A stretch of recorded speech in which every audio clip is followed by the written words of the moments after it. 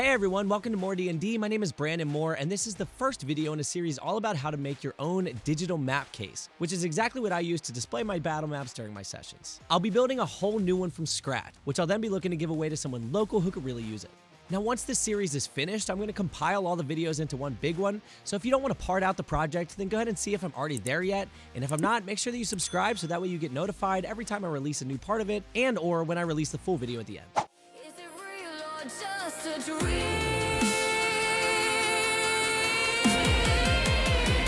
It's time for more D&D.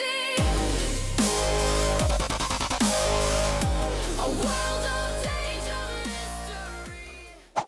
Now, a digital map case can take your game to the next level in a few different ways. Number one, Fog of War is so much easier to utilize on a digital display rather than trying to cover it with different pieces of something, whether that be paper or parchment. You can just make sure that certain areas of your map are blocked off digitally within the map and then reveal it as the players go through the dungeon.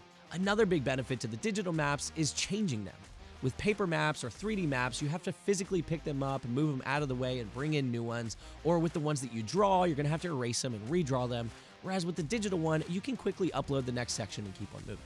Now, the third benefit, which might not be necessary but is totally worth it, are the effects. Now, whether that be physical effects in your virtual tabletop or VTT, or the literal effects within maybe using a video map, having different moving parts in your terrain that are constantly moving around and catching the eye of your players is so much fun, and it's something that's really hard to mimic using paper maps or other physical types of maps. And I understand the idea of building a digital map display case might seem daunting, but my goal of this project is to show several different ways for most steps of it so that anyone of any craftsmanship level can actually complete this and do it on their own. I'll be taking the cameras out of my dungeon and setting them up here in the workshop so that way we can go through each part of the project step by step. But before we do that, we need to figure out exactly what it is we're building, so let's go over the plan.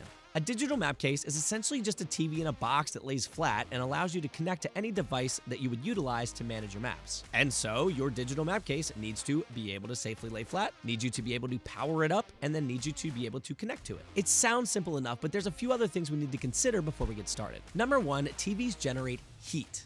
So we need to be able to lift that box up off the table just a little bit to allow airflow to pull the warm air out and prevent your TV from overheating. We actually managed to do that secondarily using these little rubber feet on the bottom of the display, which I put on to prevent it from scratching up my table.